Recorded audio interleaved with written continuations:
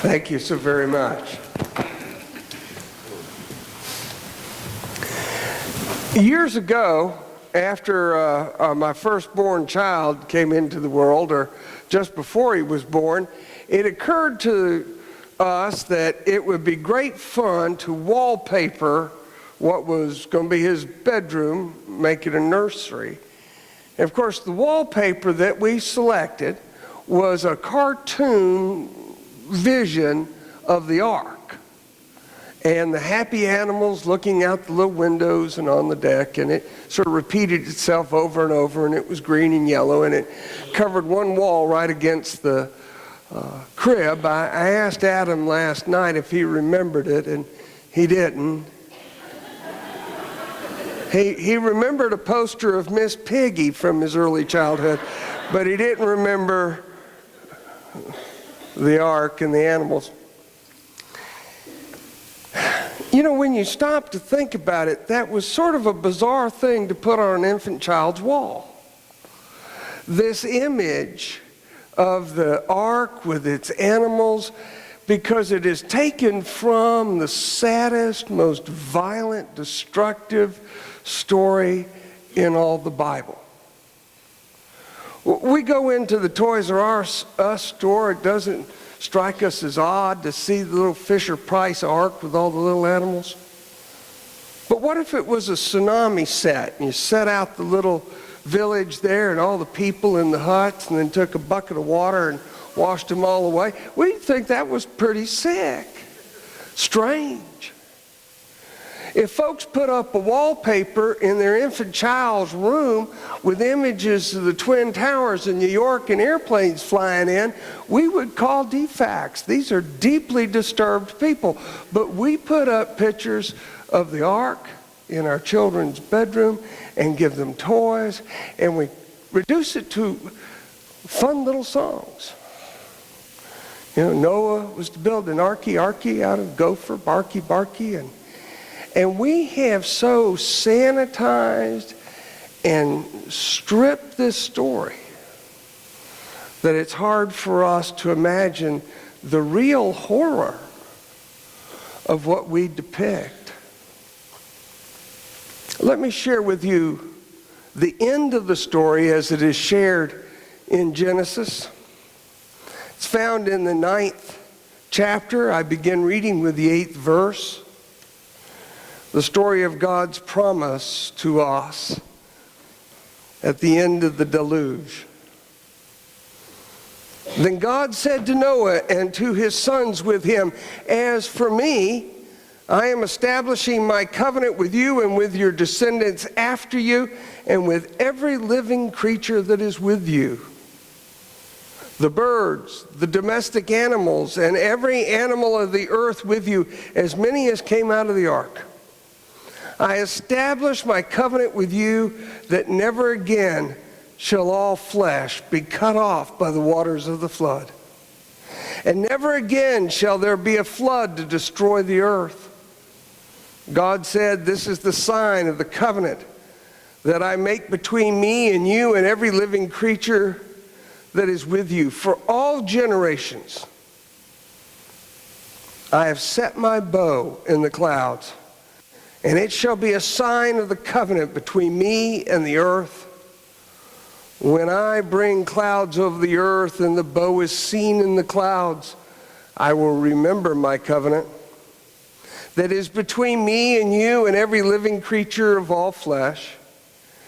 And the waters shall never again become a flood to destroy all flesh. When the bow is in the clouds, I will see it, and I will remember the everlasting covenant between God and every living creature of all flesh that is on the earth. God said to Noah, this is the sign of the covenant that I have established between me and all flesh that is on earth. And may the Lord add his blessing to the reading of his word. We love going to the mountaintops to look out at the high vista and see the distant peaks and the valleys, the haze and the meadows. And the vista from side to side and overhead. We love going to the shore and watching the rolling rhythm of waves coming in, covering and revealing the rocks,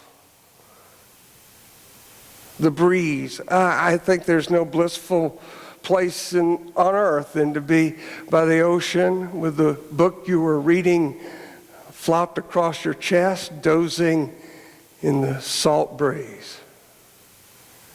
We love the natural world around us. We delight in tracking the V's of geese flying north in the springtime and south in the fall. Watching the pelicans on the shore, swimming north, sailing north, flying north in the morning and south in the afternoons. We delight in the nature around us. It is beautiful and wondrous, and we thrill to it. Friends, all of this was here before we ever showed up. And God loves it as much or more than we ever could. God's embrace of what He has made is complete. He rejoices in it as much as any one of us. And the Bible tells us here in Genesis that God destroyed all of it because of us. This is the most frightening, terrifying story in the Bible. And as I say, when we read it, we like to go directly to the conclusion.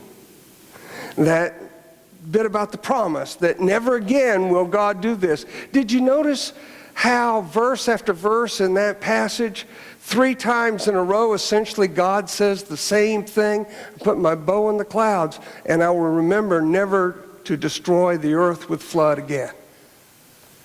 Different phrases, but exactly the same theme 3 times in a row, verse after verse after verse, to pound up the point, never again, says God, will I do such a thing. But we usually don't read the part that came before. So let's do that. This is near the beginning of the story. It is in chapter 6 of Genesis. I begin reading with verse 6. And the Lord was sorry that He made humankind on the earth, and it grieved Him to His heart. My goodness. Imagine that. God was sorry that He had created human beings. And not just sorry, it grieved Him to His heart.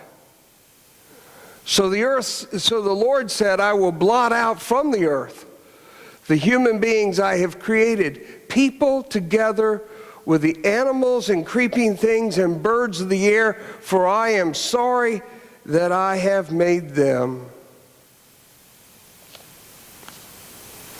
See, in the Hebrew mind, things are a unity. We kind of divvy stuff up. They didn't. We think of ourselves as souls with a body, or bodies with a soul, but they saw themselves as a unity of soul and body, inseparable even in thought. The Shema says of God, Hear, O Israel, the Lord our God is one. The sense of unity and division